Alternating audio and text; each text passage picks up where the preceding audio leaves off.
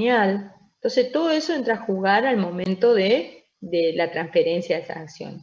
Ahora, lo que está prohibida para la sociedad por la ley es que emita acciones por debajo del valor, bajo la pared, es decir, de ese valor nominal que le corresponda. Cuando habla de emitir con prima, significa que si yo adquiero acciones con prima, yo adquiero teniendo en cuenta el valor de la acción, es decir, el valor nominal de esa acción y el aporte que realizo, me va a corresponder las acciones que de acuerdo al valor o al valor de mi aporte, ¿no? Lo que yo aporto a la sociedad. Pero si son acciones con prima, significa que, es decir, que en algún momento cuando la sociedad sí lo determine y se apruebe por asamblea al momento, me va a exigir a mí un plus, es decir, tengo que es lo que significa la prima, la emisión de esa acción con prima, que tengo que aportar un plus por encima de ese valor que ya aporté para la acción, ¿entienden? Esa es la emisión de acciones con prima. Que fijará la asamblea extraordinaria, es decir, el tema de asamblea extraordinaria, si se emite, hay que tener en cuenta, siempre tratando de guardar equidad entre los accionistas y al mismo tiempo en distintas emisiones. Es decir, si se ha emitido acciones con prima en una primera emisión, si se emite otra, también reservar, es decir, resalzar un porcentaje equitativo de acciones con prima, salvo que se decida dejar, se puede cancelar esa facultad que tiene, entonces ahí lo puede hacer, por supuesto, la asamblea, los accionistas, entonces ahí en adelante ya no. Pero tratar de mantener siempre la igualdad en la emisión y la equidad con respecto a entre los accionistas. En la sociedad autorizada para hacer oferta pública de las acciones, las abiertas, las llamadas abiertas, la decisión será adoptada por asamblea ordinaria, la que podrán delegar en el directorio la facultad de fijar la prima y también cuándo emitirla. Eso también se puede delegar en el directorio si fueran las abiertas. Y es tema de asamblea ordinaria, porque estas tienen un control, además del control permanente de autoridad de Contralor, está también el control de la Comisión Nacional de Valores.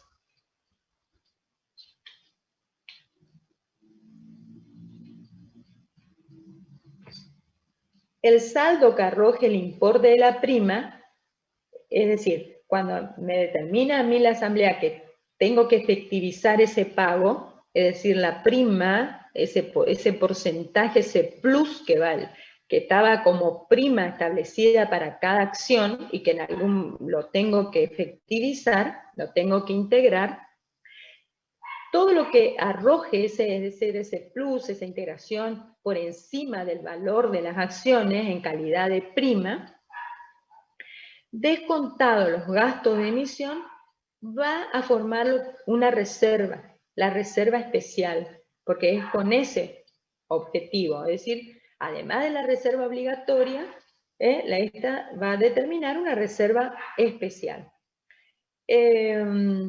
Profe, una pregunta. ¿Sí? Emitir con prima, entonces, ¿es sinónimo de emitir por encima del valor nominal? Claro. O de encima del valor que aportamos al momento de que yo quiera, cuando voy a integrar a la sociedad. Sí. Okay. La prima es un plus, es ese plus por encima. No es necesario integrarlo en ese momento. Puedo hacer, cuando de acuerdo al procedimiento que estableció la Asamblea Extraordinaria y que se establezca en el estatuto. Y en el periodo que me exijan. Yo sé que voy a tener, si yo adquiero, sé que en algún momento voy a tener que integrar, cuando requiera así la sociedad, para formar esta reserva especial, o para integrar esta reserva, una reserva especial. ¿Sí? Perfecto. ¿Está?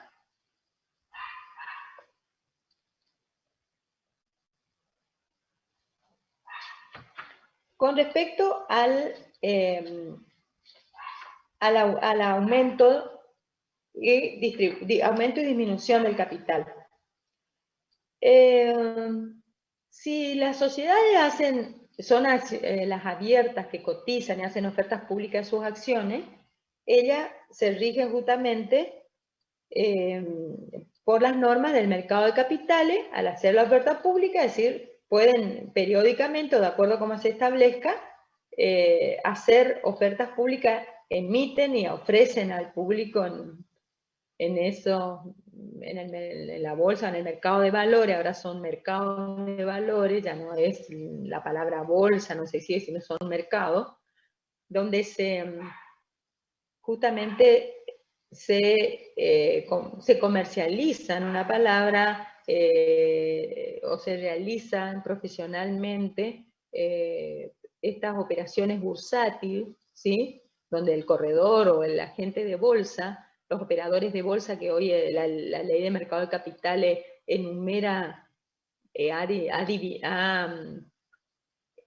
en su articulado, cuando habla del operador de bolsa, lo denomina. Hay diferentes clases de operadores de bolsa dependiendo de las funciones que tienen cada uno en ese mercado. Ya no, es decir, se ha profesionalizado la actividad de este operador de bolsa, que de tal manera que ya no necesita, como antes, el régimen anterior a la ley de mercados de capitales, que requería ser como le llamaban el agente de bolsa, mal llamado a veces el corredor. Ahora están los corredores de bolsa, incluido dentro de los diferentes operadores, está el corredor de bolsa. Antes debían ser, estos agentes debían ser socios o asociados a la bolsa si era una asociación civil, o si era una sociedad, socios del accionista, porque eran siempre anónimos, en el caso de la bolsa o del mercado, donde ellos operaban profesionalmente en esa actividad, realizando esas actividades bursátiles, es decir, ofreciendo, en este caso, acciones, o lo que fuera, teniendo en cuenta el mercado, este mercado de valores, es decir, los títulos que le correspondían en representación de las sociedades que ofrecían sus títulos, diferentes títulos en la bolsa, y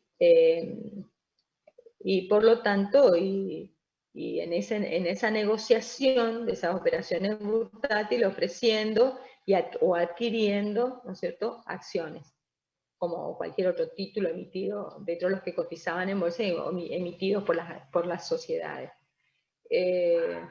Ahora no es necesario, sino que se profesionalizó, es decir, son profesionales ellos. Son profesionales que intervienen, y dentro de sus funciones, depende, hay como 7 u 8 clases de agentes de bolsa u operadores de bolsa con distintas funciones, como lo establece la ley de mercado de capitales.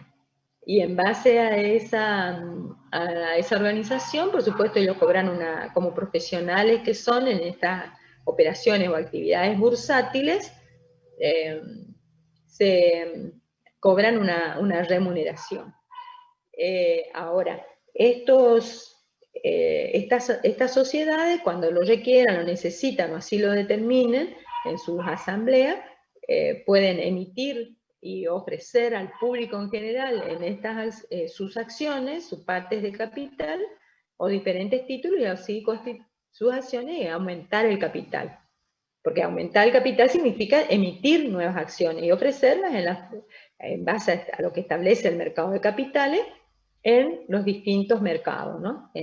A través de este mercado de valores. Ahora,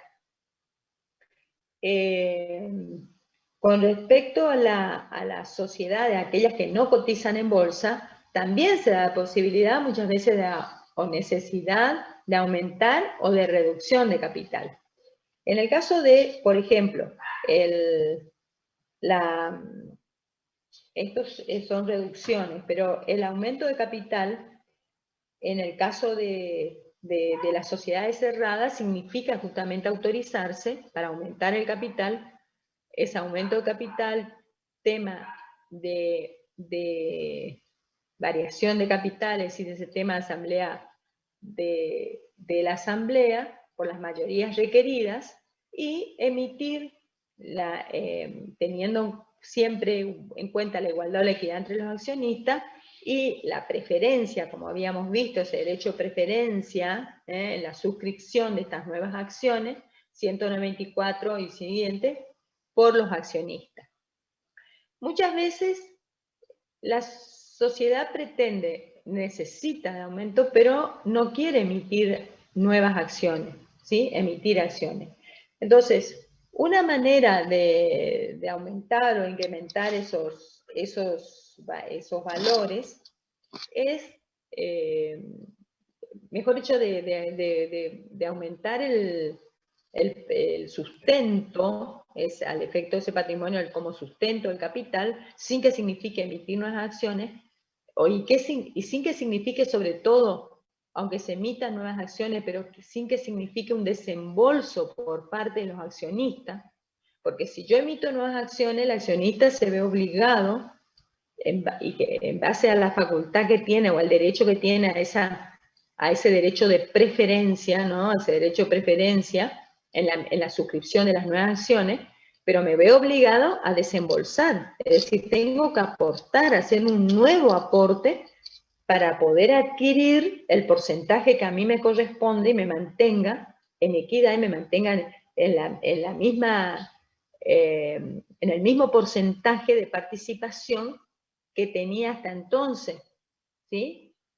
Entonces, que a pesar de la emisión de nuevas acciones y el aumento del capital, el incremento del capital, tenga el mismo porcentaje. Para eso tengo, conforme al 194, como vimos, el derecho de preferencia en la opción, esa preferencia en la suscripción de las nuevas acciones. Y también el derecho de acrecer ante el caso de que el accionista que no pueda o no quiera hacer nuevos aportes, e integrar y suscribir esas acciones, lo puedo hacer yo. Entonces ahí sí incremento en mi participación. Pero también hay veces que se puede aumentar el capital sin que signifique el desembolso por parte de los accionistas, es decir, que los accionistas tengan que obligatoriamente hacer aportes. Uno de esos casos es, por ejemplo, la capitalización de las ganancias.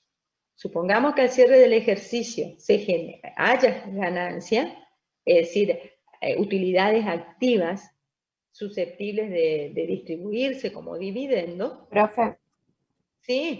disculpe, ¿podría repetir cuál era esa manera de incrementar los valores? Que me quedé un poquito atrás. Esta sería capitalización de ganancias. Claro, Eso me gracias. dice. Es decir, hay ganancias, resultan ganancias, estas utilidades activas susceptibles de distribución como dividendos al cierre del ejercicio. Pero en lugar de distribuir lo que le corresponde en base a su participación o como se pactó entre los accionistas, se capitaliza, ¿entienden? Entonces se le da, en lugar de dar ganancias, se le atribuye esas nuevas acciones a los accionistas, lo que le corresponda a cada una en proporción a las ganancias, a los dividendos que le hubiera correspondido en la distribución. ¿Entienden eso? Se capitaliza las ganancias. O sea, en vez de que los accionistas tengan las ganancias, quedan en la sociedad como capital. Claro, queda como capital, por eso es capitalización de las ganancias. Y ellos lo que reciben son acciones. Se inscriben a las acciones que le corresponden en base a esos dividendos que le hubiera correspondido en la distribución, ¿está? Le corresponde determinada cantidad de acciones, ya sea las cartulares o se inscriben en las cuentas las escriturales, dependiendo de lo que tenía. ¿Está? ¿Entienden esto? Esta es una manera de aumentar el capital sin requerir un desembolso por parte de los accionistas, sin que necesiten ellos un nuevo aporte, aportar nuevamente a la sociedad. También a veces otra manera de aumentar es, supongamos, la capitalización de las deudas, es decir, de los acreedores a quien haya que pagar, la sociedad tiene que pagar, ¿no es cierto?, a sus acreedores. en lugar de pagar, se capitaliza eso, se emite acciones y estos acreedores reciben acciones y por ese porcentaje cobrarán como accionistas, ¿no es cierto?, por lo que le corresponde posteriormente en los ejercicios. ¿Entienden? Entonces, es una manera de aumentar el capital, pero capitalizando esos créditos, ¿no es cierto?, los créditos de los terceros, que tuviera la sociedad, de esos acreedores. Otra manera es, en el caso de, supongamos que los aportes estuvieran ciertos aportes no dinerarios, sino aportes de bienes en especie, como inmuebles, o revaluarlos. Por ejemplo, un inmueble que es de la sociedad y que incrementa el valor. Incrementa porque justo se hicieron obras importantes cerca de ese inmueble, lo que significó una revalorización del precio y de la tasación de la cotización que se había hecho en su momento de ese inmueble, ¿sí?, de ese bien. Entonces, la revaluación de esos bienes también es una forma de incrementar el capital de la sociedad sin que signifique un desembolso por parte de los accionistas, ¿no? Sobre todo por el mayor respaldo que van a tener esas acciones o que tienen las acciones ya por la revalorización o revaluación de esos tipos de aporte o de esos aportes. Entonces, esas son maniobras o formas o herramientas que la ley permite y que se establecen para evitar que muchas veces no es posible y que llega a ser injusto para ciertos accionistas que no pueden hacer un desembolso y que requiera la sociedad un aumento de capital. Ahora, también están los casos en que la ley exige o es voluntaria o le exige de manera obligatoria la reducción del capital. Esa reducción del capital está en los artículos 203, 204, 205 y 206. ¿Cuál reducción es obligatoria o forzosa? El artículo 206 establece justamente la reducción forzosa y es una reducción nominal porque lo que se reduce realmente es las cifras.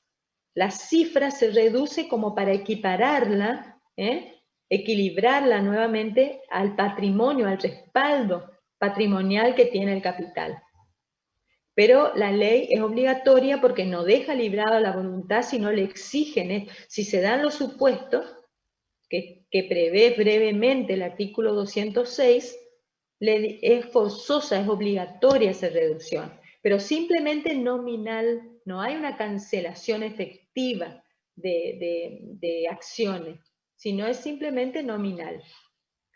La reducción es obligatoria cuando las pérdidas que al cierre del ejercicio se blanquean, es decir, se manifiestan pérdidas en los registros contables, y estas pérdidas insumen las reservas legales, también la facultativa. Las reservas legales son las que la ley exige que sí o sí en estos tipos sociales, la SRL y la anónima y la encomandita por acciones, deben constituir reservas legales. Y las facultativas son las voluntarias si deciden así hacerlo y lo plasman en su estatuto o posteriormente por una decisión del órgano de gobierno, deciden constituir estas reservas que son libres o reservas facultativas. En este caso, cuando esta pérdida insume, es decir, consume las reservas legales y las reservas también facultativas, si lo hubiere, y el 50% del capital, fíjense la pérdida que significa. Además de las reservas legales, el 50% del capital, entonces allí es obligatoria, es forzosa la reducción, es decir, esa cifra que aparentemente se acuerda cuando diferenciamos y hablamos de los elementos esenciales, artículo 11, no tipificantes, esenciales no tipificantes de la sociedad, artículo 11 de la ley, dijimos y diferenciamos capital social del patrimonio, que el capital era esa cifra, en principio le dije yo invariable, intangible, un concepto económico, un concepto jurídico en realidad, más que económico, es jurídico, abstracto, esa cifra, en principio invariable porque puede variar, le dije yo, va a variar en los casos dispuestos conforme a la ley. Bueno, acá es uno de los casos que obligatoriamente deben modificar, deben adecuar esa cifra al verdadero patrimonio, equilibrarlo nuevamente al patrimonio. Porque este patrimonio social, ya las pérdidas, consumieron, insumieron las reservas de la sociedad y el 50% del monto de esa cifra, las pérdidas alcanzaron, además de todas las reservas, del monto de las reservas, de esas legales, por lo menos de las legales de esa sociedad, más el 50% del capital. Entonces ahí obligatoriamente deben reducir esa cifra, disminuirla. ¿Qué es lo que se reduce? El monto de esas pérdidas, el porcentaje que se perdió. Después, también puede ser una reducción voluntaria, ya no forzosa, voluntaria, pero nominal, o también la reducción puede ser real, efectiva. Una reducción voluntaria simplemente nominal, como en este último caso, es decir, que se reduce, se modifica para equilibrarlo con el patrimonio, teniendo en cuenta las pérdidas, el patrimonio real.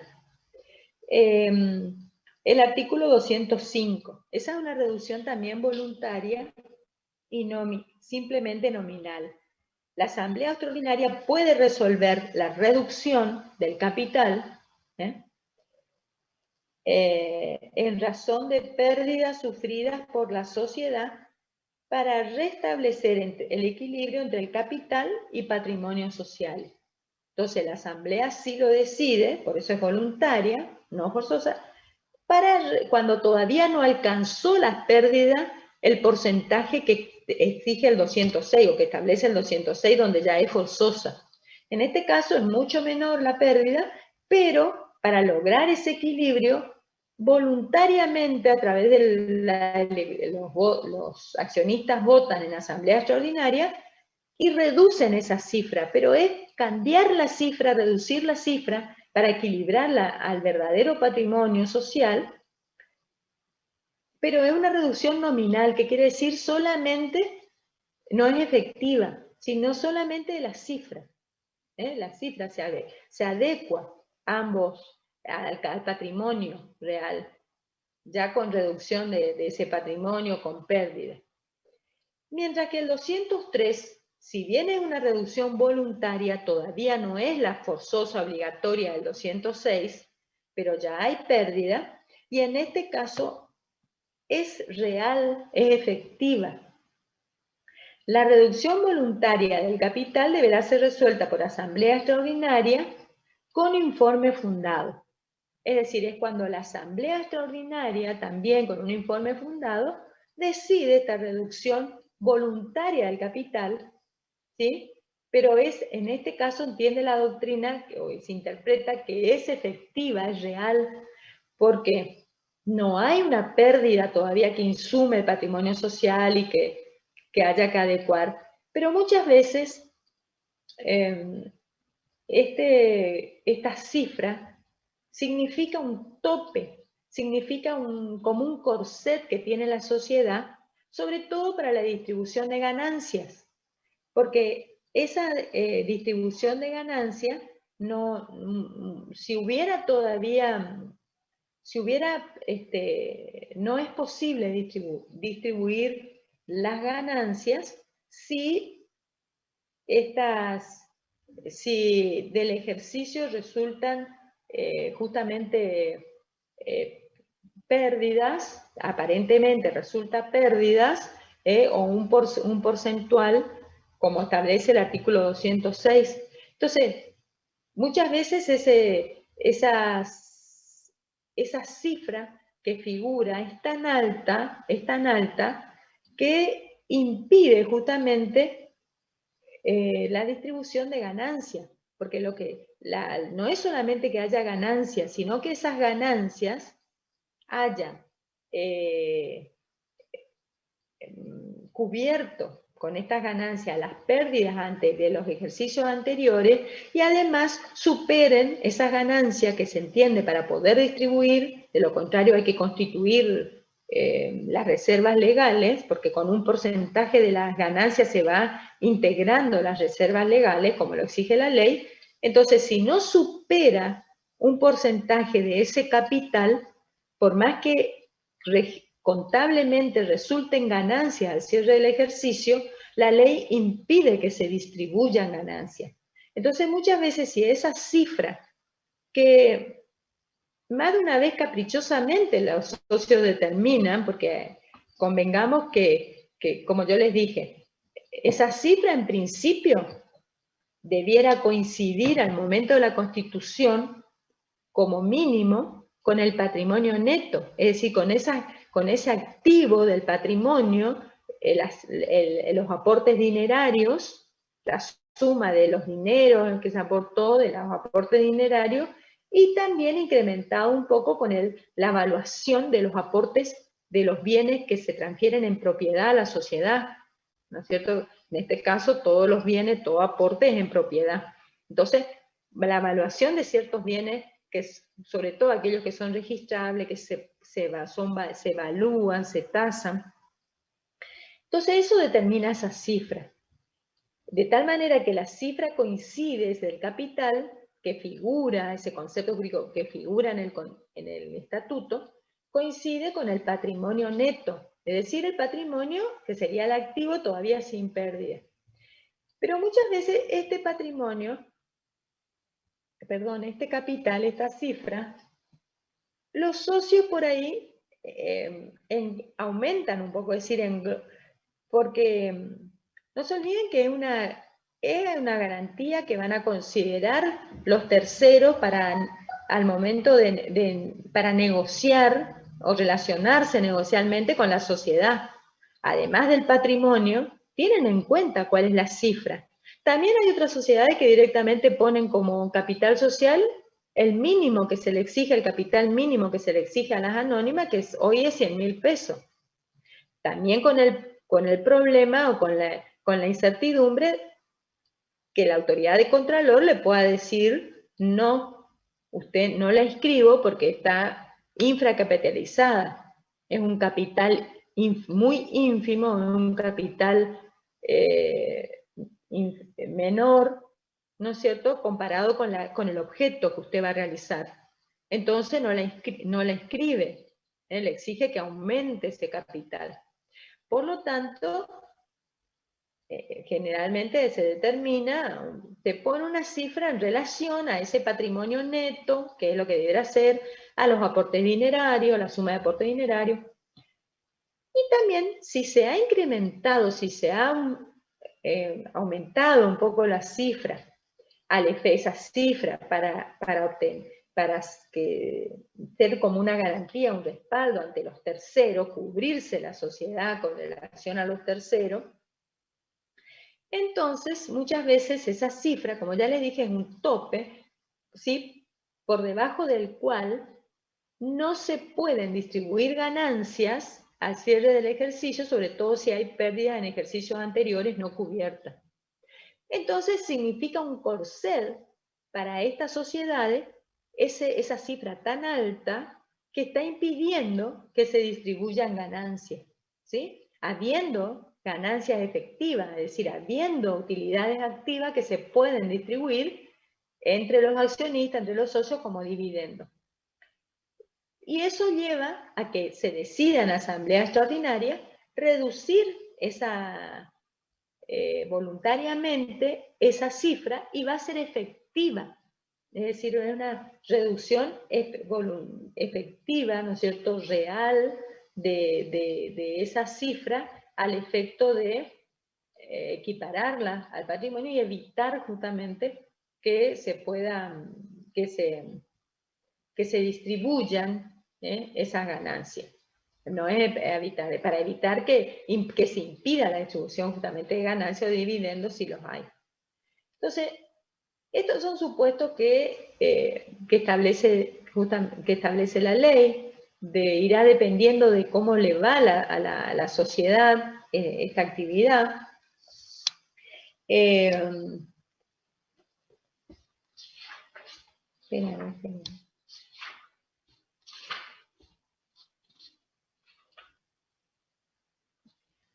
De cómo le va a ir yendo a la sociedad en esta actividad. Y si vamos, lo que les quiero hacer es las reservas. Fíjense, artículo 68, la parte general.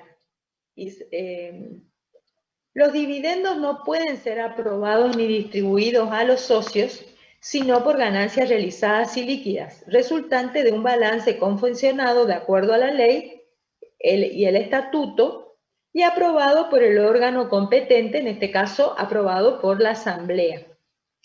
En el caso de la asamblea, en el caso de la sociedad anónima. Esto que el órgano de gobierno es la asamblea. Esperen que... Las ganancias distribuidas en violación a esta regla son repetibles, es decir, deben restituirse, salvo lo previsto en el 225, si son dividendos percibidos de buena fe. Si se percibió de buena fe, no son repetibles o restituibles. El artículo 70 establece esas reservas legales. Las sociedades de responsabilidad limitada y las sociedades por acciones, la anónima y la comandita por acciones, deben efectuar una reserva no menor del 5% de las ganancias realizadas y líquidas. De las ganancias realizadas y líquidas que arroje el resultado del ejercicio, es decir, de ese balance y cuadro de ganancias y pérdidas, que es la síntesis, el resultado de ese ejercicio, hasta alcanzar el 20% del capital social. Esa es la reserva legal, que tanto la sociedad de responsabilidad limitada como la sociedad anónima y la comandita por acción están obligadas a constituir. En principio, mínimo un 5% de esas ganancias realizadas y líquidas, aprobadas, ¿no es cierto?, en base a esos estados contables aprobados al cierre del ejercicio, hasta un 25% del capital social. Cuando esta reserva quede disminuida por cualquier razón, no pueden distribuirse ganancias. Si la reserva se disminuye, no se distribuyen ganancias. Y hasta que se reintegren nuevamente. Y como estas ganancias son mínimo 5%, máximo 25% de las ganancias, y hasta que alcance esa suma, esa reserva, el 25% del capital.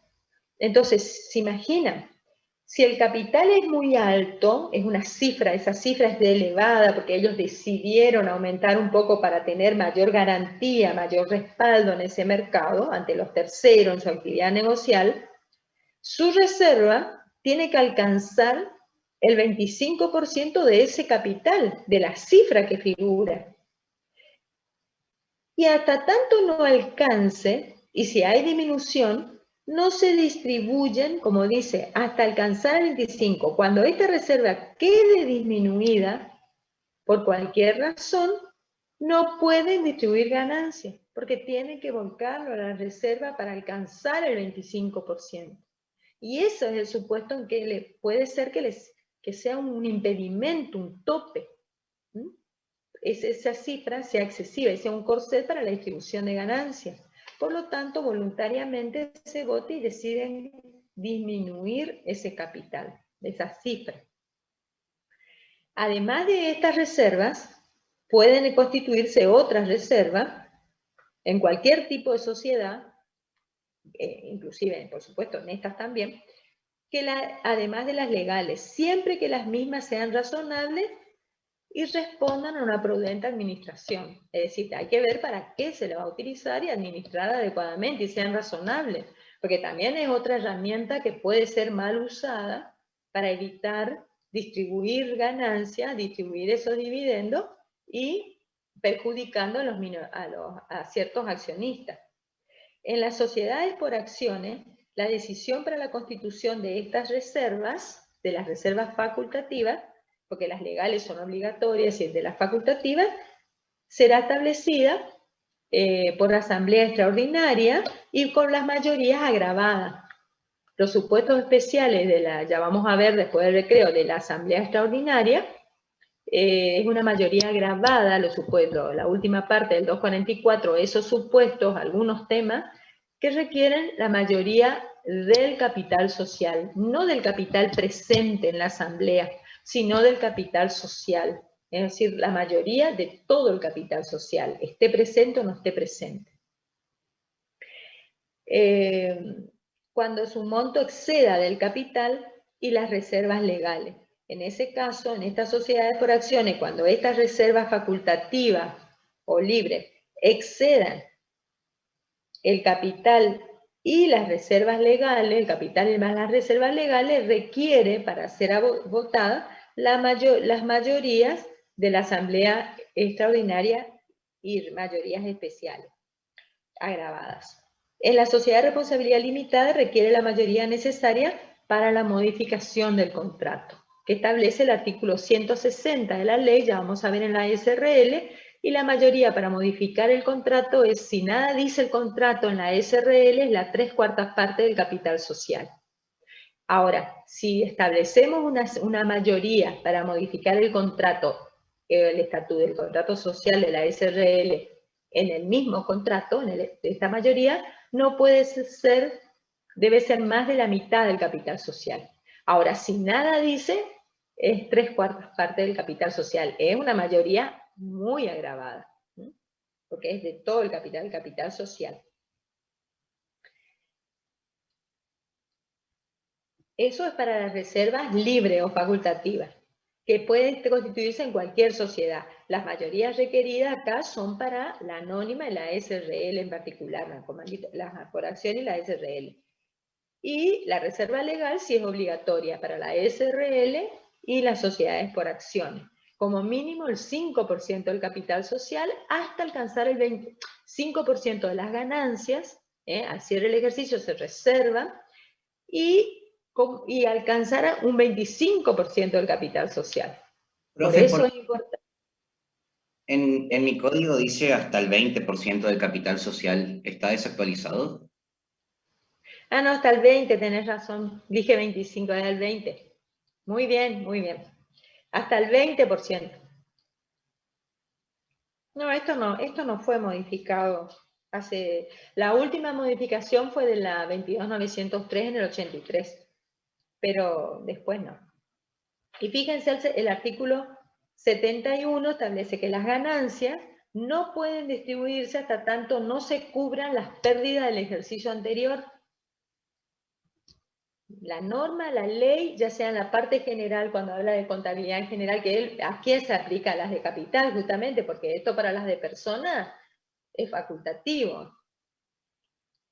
Entonces, las ganancias no pueden distribuirse hasta tanto no se cubran las pérdidas de los ejercicios anteriores. Entonces, eso también evita distribuir ganancias en el ejercicio siguiente. Cuando los administradores los directores o los síndicos sean remunerados con un porcentaje, porque puede ser, en principio es porcentual, un porcentaje de las ganancias, la asamblea podrá disponer en cada caso su pago, aun cuando no se cubran las pérdidas anteriores. Eso lo establece la asamblea, ¿no es cierto? Permite que la asamblea, aunque no se cubran las pérdidas anteriores,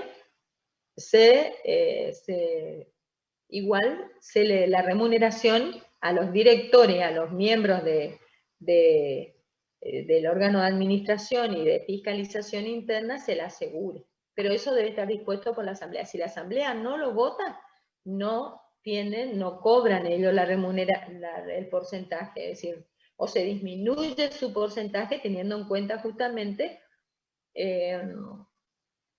esas pérdidas, y si hay o no distribución de ganancias.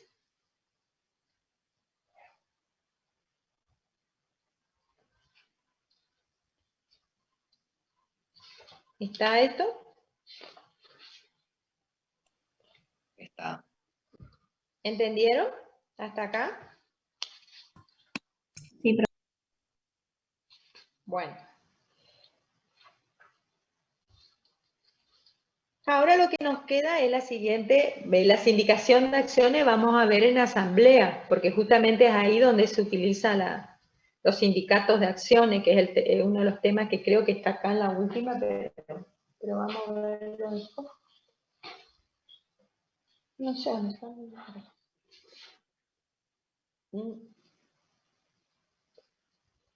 ¿Dónde está la sindicación? Por ahí estaba el tema de sindicación de acciones, me parece que había leído.